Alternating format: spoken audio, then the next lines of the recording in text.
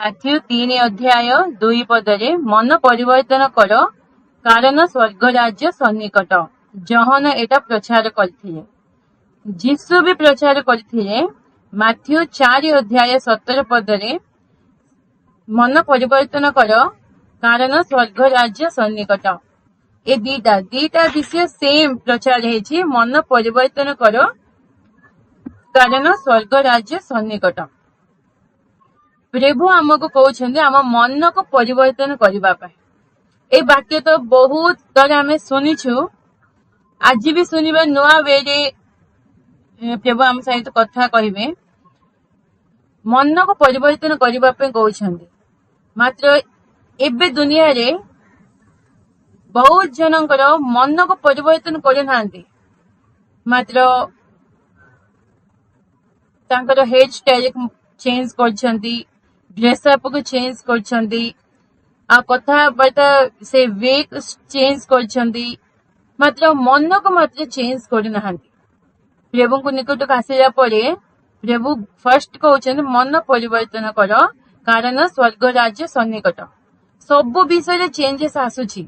ଘର ବି ପୁରା neat and clean କେମିତି ସଜାଯିବା ଘରକୁ, ସେ ବିଷୟରେ ବି ଚେଞ୍ଜେସ୍ ଆସିଛି। ମାତ୍ର ମନକୁ ବହୁତ କମ ଲୋକ ମନକୁ ପରିବର୍ତ୍ତନ କରୁଛନ୍ତି। ଦ୍ୱିତୀୟ ବିବରଣୀ 28 ଆମେ ସମସ୍ତେ ଜାଣିଛୁ 1-14 ପର୍ଯ୍ୟନ୍ତ ଆଶୀର୍ବାଦ ବିଷୟ ଅଛି, ଆଉ 15ରୁ ଲାଷ୍ଟ ପର୍ଯ୍ୟନ୍ତ ଅଭିଶାପ ବିଷୟ ଅଛି। ପ୍ରଭୁଙ୍କ ଇଚ୍ଛା କଣ? ଆମେ ମନ ପରିବର୍ତ୍ତନ କରିବାର ଅଛି। କୋଉଠୁ ମନ ପରିବର୍ତ୍ତନ? ଜଗତ ଆଠୁ ମନକୁ ପରିବର୍ତ୍ତନ କରିକି ପ୍ରଭୁଙ୍କ ଆଡକୁ ଆମ ମନ ଯିବାର ଅଛି। এই ଦ୍ୱିତୀୟ ବିବରଣୀରେ 28 1-14 ପର୍ଯ୍ୟନ୍ତ ଯୋଉ ବ୍ଲେସିଂ ଅଛି ଆମେ ଟିକେ ଦେଖିବା। ସବୁ ଯୋଉ ବ୍ଲେସିଂ ଦିଆଯାଇଛି, ପରମେଶ୍ୱର କଣ ତୁମେ ପରମେଶ୍ୱରଙ୍କ ଯେ ଆଜ୍ଞା ତୁମକୁ ଆଦେଶ କରୁଅଛି ସେ ସବୁ ମାନିବା ପାଇଁ ଓ କରିବା ପାଇଁ ଯେବେ ତୁମେ ତାହାଙ୍କ ରବରେ ଯତ୍ନପୂର୍ବକ କର୍ଣ୍ଣପାତ କରିବ, ତେବେ ସଦାପ୍ରଭୁ ତୁମ ପରମେଶ୍ୱର ପୃଥିବୀସ୍ଥ ସମସ୍ତ ଦେଶୀୟ ଲୋକଙ୍କ ଅପେକ୍ଷା ତୁମକୁ ଶ୍ରେଷ୍ଠ କରିବେ। ଗୋଟେ ଗୋଟେ ଆଶୀର୍ବାଦ ଦେଖିବା। ଏସବୁ କଣ? ଏର୍ଥଲି ବ୍ଲେସିଂସ୍, ଏସବୁ ଜାଗତିକ ଆଶୀର୍ବାଦ, ସ୍ୱର୍ଗୀୟ ଆଶୀର୍ବାଦ ନାହିଁ, ସବୁ ଜାଗତିକ ଆଶୀର୍ବାଦ। ଗୋଟେ ଗୋଟେ ଦେଖିବା। ପୃଥିବୀସ୍ଥ ସମସ୍ତ ଦେଶୀୟ ଲୋକଙ୍କ ଅପେକ୍ଷା ତୁମକୁ ଶ୍ରେଷ୍ଠ କରିବେ। ସେକେଣ୍ଡ ହଉଛି ଶୁଣିଲେ ଏଇ ସବୁ ଆଶୀର୍ବାଦ ତୁମ ଉପରେ ବର୍ତ୍ତିବ, ତୁମର ସଙ୍ଗ ଧରିବ। ନଗରରେ ତୁମେ ଧନ୍ୟ ହେବ, କ୍ଷେତ୍ରରେ ଧନ୍ୟ ହେବ।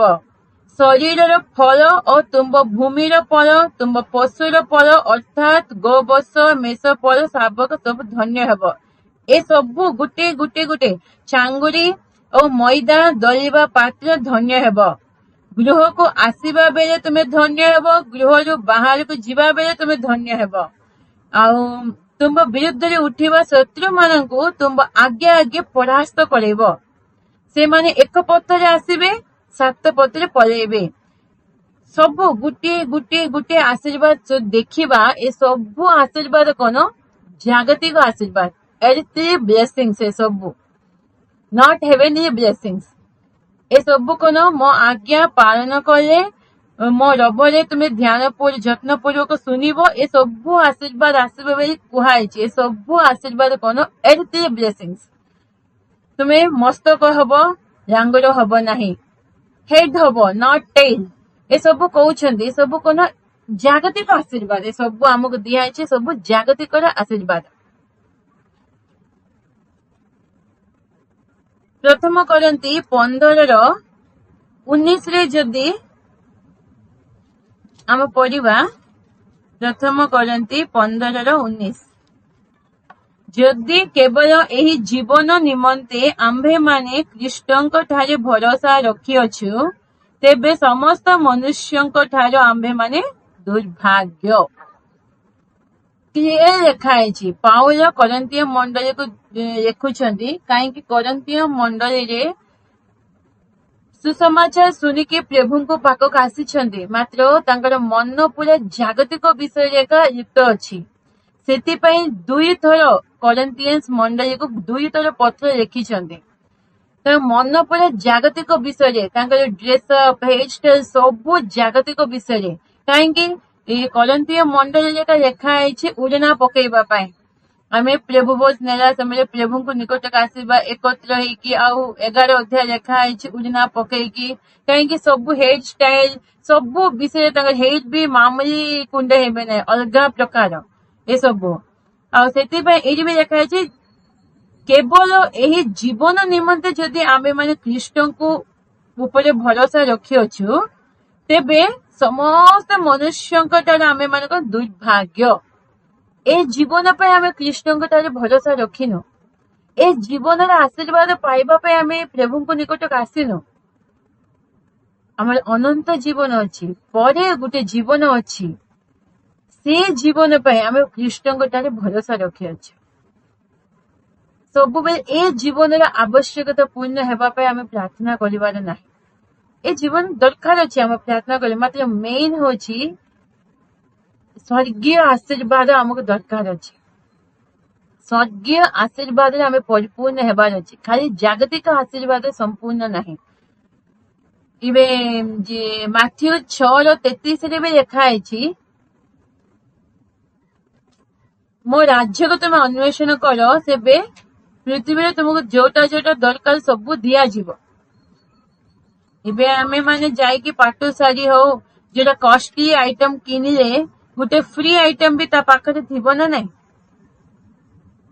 କଷ୍ଟଲି ଆଇଟମ ଯଦି ପାଟ ଶାଢୀ ଯାଇକି 10,000 15,000 ଟଙ୍କା ଦେଇକି ଯଦି କିଣିବେ, ତା ପାଇଁ ଗୋଟେ ବ୍ୟାଗ ତ ଫ୍ରିରେ ଦେବ। ବ୍ୟାଗ ପଚାରିବା ଦରକାର ଅଛି କି? ସେମ୍ ଆମେ କେବେ ପ୍ରଭୁଙ୍କ ପାଇଁ, ତାଙ୍କ ରାଜ୍ୟ ପାଇଁ ଅନ୍ୱେଷଣ କରିବା, ତାଙ୍କର ଇଚ୍ଛା ଆମ ଜୀବନରେ ସଫଳ ହେବା ପାଇଁ ଅନ୍ୱେଷଣ କରିବା। ଏ ଜାଗତିକର ଯୋଉଟା ଯୋଉଟା ଦରକାର ଅଛି ସବୁ ଅଟୋମେଟିକ ଆମକୁ ପାଇବୁ ଆମେ। ସେଥିପାଇଁ ଆମେ ଏ ଜାଗତିକ ବିଷୟ ପଛେ ବେଶୀ ରହିବାର ନାହିଁ। ଦ୍ୱିତୀୟ ବିବରଣୀରେ ଯୋଉଟା 14 ଆଶୀର୍ବାଦ ଦିଆଯାଇଛି ସବୁ ଜାଗତିକ ବିଷୟରେ ଆଶୀର୍ବାଦ। ଆଉ ଜହନ କହିଛନ୍ତି 3:2 ମନକୁ ପରିବର୍ତ୍ତନ କର, କାରଣ ସ୍ୱର୍ଗ ରାଜ୍ୟ ସନ୍ନିକଟ। 3:8 ଲେଖା ହେଇଛି ମନ ପରିବର୍ତ୍ତନର ଉତ୍ତମ ଫଳ ଉତ୍ପନ୍ନ କର। ଉତ୍ତମ ଫଳ ଆମେ ଉତ୍ପନ୍ନ କରିବାର ଅଛି। ଆମ ମନକୁ ପରିବର୍ତ୍ତନ ହେଇଛି ବୋଲି ଆମେ ଫଳ ଉତ୍ପନ୍ନ କରିକି ଦେଖେଇବାର ଅଛି। ହେଲେ ଏବେ ଦେଖିବା ଜାଗତିକ ବ୍ଲେସିଂ ଏ ସବୁ ଦେଖିଛୁ ଆମେ, ହେଭେନ୍ଲି ବ୍ଲେସିଂ କଣ, ଯୋଉଟା ଆମକୁ ଦରକାର ଅଛି, ସ୍ୱର୍ଗୀୟ ଆଶୀର୍ବାଦ କଣ ଦେଖିବା। ମାଥ୍ୟୁ 1:21 ସେ ପୁତ୍ର ପ୍ରସବ କରିବେ, ଆଉ ତୁମ୍ଭେ ତାହାଙ୍କ ନାମ ଯୀଶୁ ଦେବ, କାରଣ ସେ ଆପଣା ଲୋକଙ୍କୁ ସେମାନଙ୍କର ସମସ୍ତ ପାପରୁ ପରିତ୍ରାଣ କରିବେ। ଯୀଶୁ କଣ? ତାଙ୍କର ଲୋକଙ୍କର ସମସ୍ତ ପାପରୁ ପରିତ୍ରାଣ କରିବେ। ପାପରୁ କେବେ ଆମେ ମୁକ୍ତି ପାଇଛୁ, ପରିତ୍ରାଣ ଆସିଛି, ସମ୍ପୂର୍ଣ୍ଣ ପାପରୁ ଆମେ ମୁକ୍ତି ପାଇଛୁ। ସେଇଟା କଣ? ହେଭେନ୍ଲି ବ୍ଲେସିଂ। ସେଇଟା ପାଇଁ ଆମେ ଲଢିବାର ଅଛି, ପ୍ରାର୍ଥନା କରିବାର ଅଛି, ସମ୍ପୂର୍ଣ୍ଣ ମତେ ପାପରୁ ମୁକ୍ତି ଦିଅ ବାପା। ତୁମ ରକ୍ତ, ଯୋଉ ରକ୍ତ ଆମ ପାଇଁ ବହିଛନ୍ତି ଆମ ପାପ ପାଇଁ, ଆମ ପାପ ପାଇଁ ତାଙ୍କ ଜୀବନ ଦେବାକୁ ଆବଶ୍ୟକତା ପଡିଲା ବେଳେ କେତେ ସେଟା ଭେରି ଇମ୍ପୋର୍ଟାଣ୍ଟ। ଜାଗତର କେତେ ଆଶୀର୍ବାଦ ଆମେ ପାଉ, ସବୁ ବିଷୟରେ ଆଶୀର୍ବାଦ ଥାଉ, ମାତ୍ର ପାପରୁ ମୁକ୍ତି ଯଦି ନ ହେଲେ ଆମେ ସ୍ୱର୍ଗକୁ ଯାଇପାରିବାନି। ଆଉ ଲୁକ 10:17-19 ଏଥି ଉତ୍ତାରେ ସେହି 70 ଜଣ ବାହୁରି ଆସି ଆନନ୍ଦରେ କହିଲେ, ପ୍ରଭୁ, ବୃଦ୍ଧମାନେ ସୁଦ୍ଧା ଆପଣଙ୍କ ନାମରେ ଆମ୍ଭମାନଙ୍କୁ ବଶୀଭୂତ ଅଟନ୍ତି। କିନ୍ତୁ ସେ ସେମାନଙ୍କୁ କହିଲେ, ବିଜୁଳି ପରି ସ୍ୱର୍ଗରୁ ଶୈତାନକୁ ପଡ଼ିବା ମୁଁ ଦେଖୁଥିଲି। ଦେଖ, ମୁଁ ତୁମ୍ଭମାନଙ୍କୁ ସାପ ଓ ବିଛା ଉପରେ ଚାଲିବାକୁ କ୍ଷମତା ଦେଇଅଛି, ପୁଣି ଶତ୍ରୁର ସମସ୍ତ ଶକ୍ତି ଉପରେ ମଧ୍ୟ କ୍ଷମତା ଦେଇଅଛି, ଆଉ କିଛି ହିଁ କୌଣସି ପ୍ରକାରେ ତୁମ୍ଭମାନଙ୍କର କ୍ଷତି କରିବ ନାହିଁ। ପ୍ରେଜ୍ ଦ ଲର୍ଡ।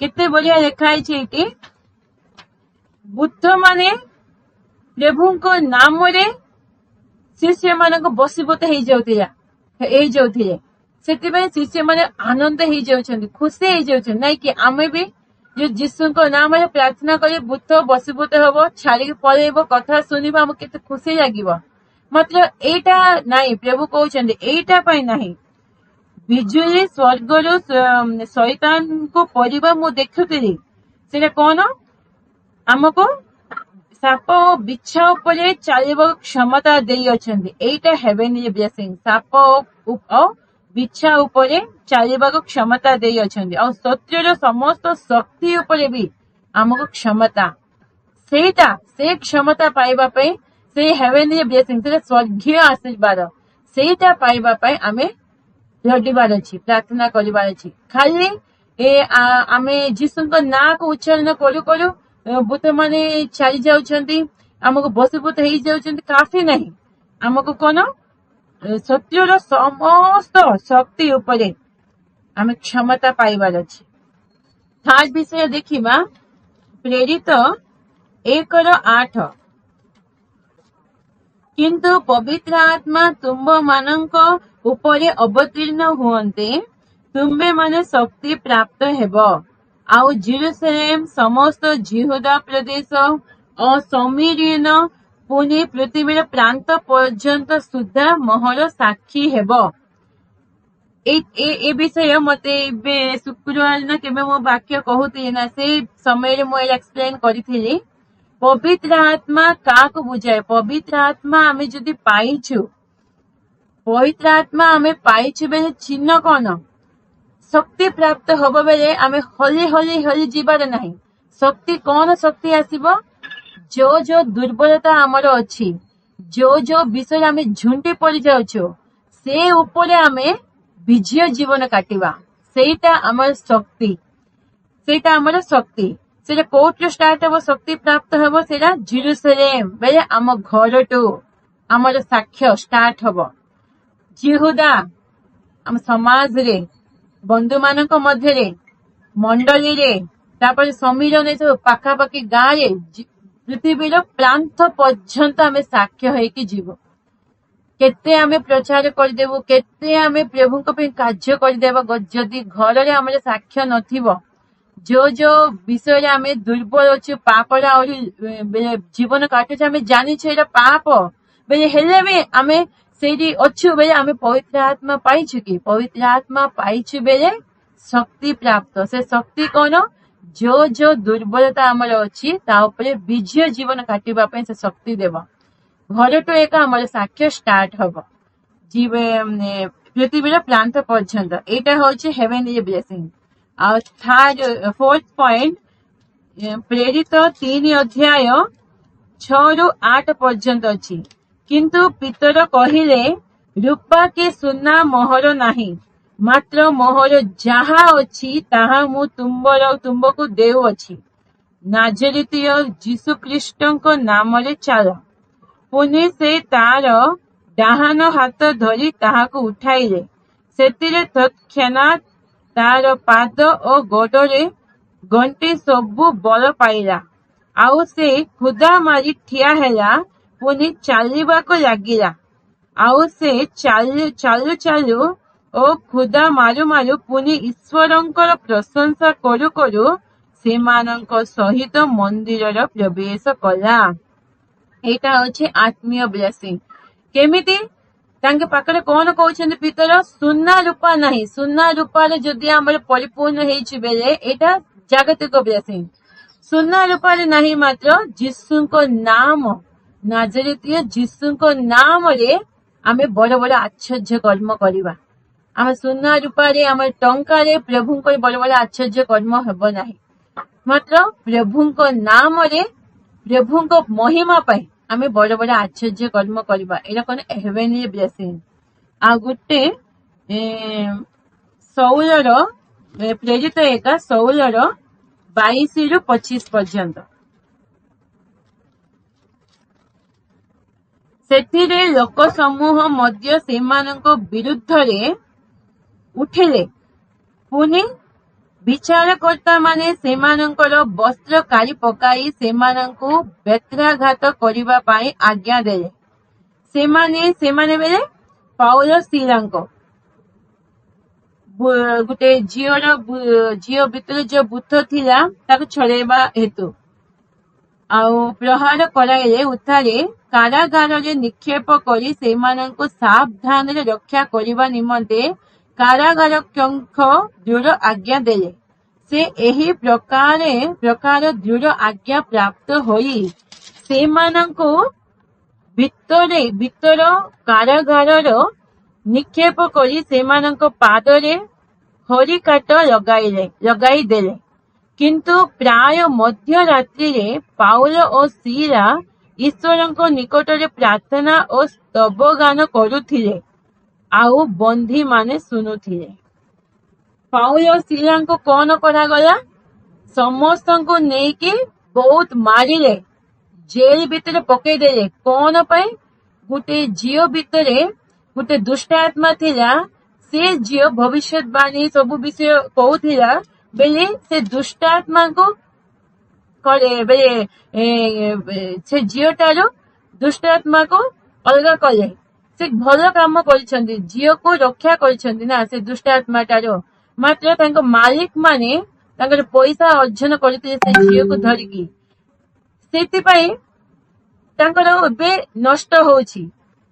ପାଉଲ ସିଲାଙ୍କୁ ଏତେ ଜୋର ମାରିକି କିଛି ଭୁଲ କାମ କରିନାହାନ୍ତି, ଭଲ କାମ କରିଛନ୍ତି। ଜୋର ମାଡ ମାରିଲେ ତାପରେ ଜେଲ ଭିତରେ ପକାଗଲା।